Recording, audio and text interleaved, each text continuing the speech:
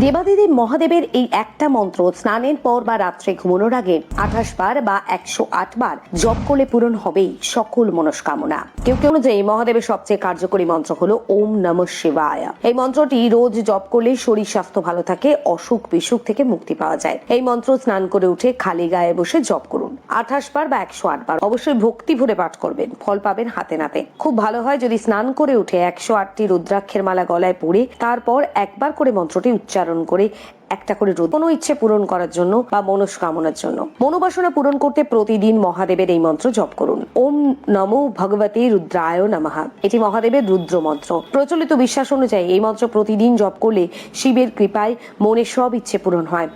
আর্থিক সংকট দূর করতে, আর্থিক সমস্যা থেকে মুক্তি পেতে শিব গায়ত্রী মন্ত্র ওম তৎপুরুষায় বিদ্মহে মহাদেবায় ধীমহি তন্নো রুদ্র প্রচোদয়াৎ। অবশ্যই 3 বেলা এই মন্ত্র জপ করুন। প্রতিদিন ঘুম থেকে উঠে বিছানায় থাকা অবস্থায় এবং স্নান করে উঠে রাতে ঘুমানোর আগে অন্তত 28 বার এই মন্ত্র জপ করুন। দেখবেন ধীরে ধীরে আপনার আর্থিক উন্নতি ঘটবে।